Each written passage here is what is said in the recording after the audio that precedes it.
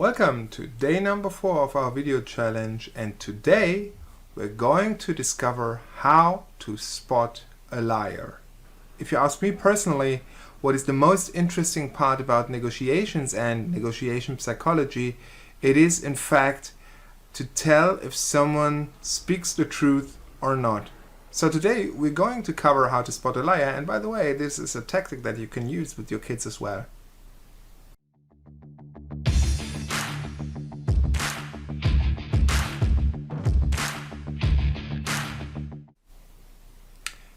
Today we're going to talk about signals that give you a good indication if your counterpart is telling you the truth or if they are lying.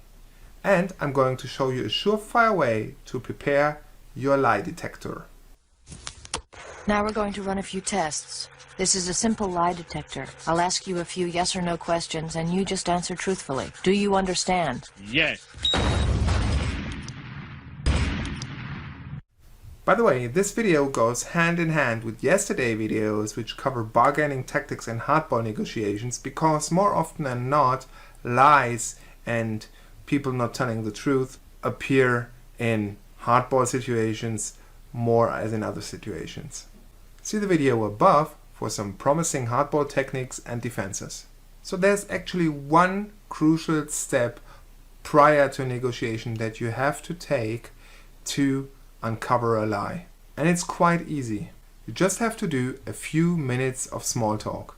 But don't get too involved in it. Rather, have a close look at your counterpart's reaction to this small talk. Because this reaction to this small talk, to neutral questions about what they're planning for the weekend, how the weather is like, that is basically your comparison baseline. Make sure you observe their confidence level and their normal reactions to these neutral questions. What is their body language? Do their eyes move? Try to discover a normal pattern. You might want to write it down or note it somewhere else. Important, make sure your counterpart does not see what you're writing down. So let's start with the first set of indicators for a lie, and that is body language.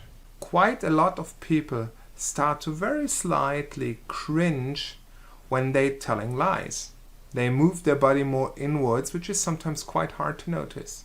They basically want to make themselves smaller than they really are. A lot of liars also start to hide their hands because they want to avoid that the other side sees their hands moving in some fidgety motion. Others shrug their shoulders. Let's have a look at this example. Well, if we would reduce the price down to the level that you are telling us, to a certain extent, we would reduce our margin basically to 0, and we can't do that. Next is face language. When people start to lie, their faces start to move.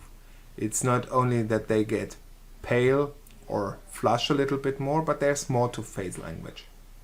And don't get me wrong, these are not major moves. You have to look very closely and compare it with your baseline patterns that you have observed previously. Some good indicators that I have discovered over the years are lip biting, eye blinking, and nostrils flaring. All these small facial actions indicate an increased brain activity, which goes hand in hand with a lie. See this example. Yeah, I would love to do delivery on the first of the next month, but it might become quite difficult because we're selling so much of this stuff that our stock is pretty much down. Next is tone of voice. Listen to their voices, to their speech. Does it get faster? Does it sound a little bit more shriek? Does it differ from your normal pattern that you've discovered? Any changes in cadence? In addition, if they usually have easy to understand sentences, do their sentences get more complicated? Those are good indicators from tone of voice that help you to spot a lie. Yeah, last weekend was very nice and it was great and we had great weather. But now I think we should come to the point where we talk about your request to reduce your prices for you as our customer by another 13%. And quite honestly, it will be really, really, really difficult for us to do that because actually our margin would be reduced to 0.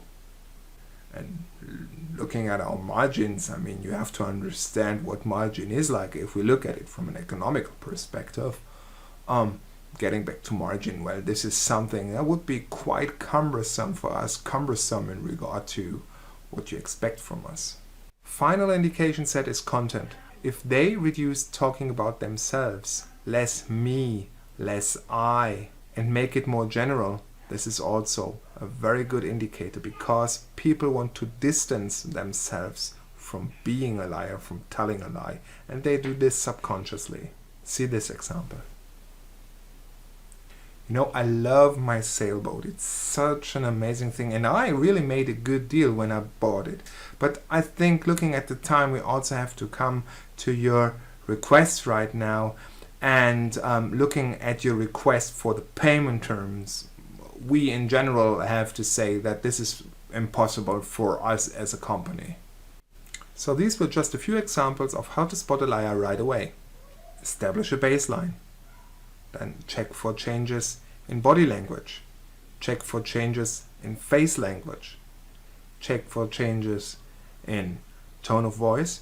And finally, see if the content of their speech changes from being me, I, and them focused more to a general perspective. And as you might have guessed, you can use this in many occasions, not only in business negotiations. Let me know, do you think it helps you in everyday life?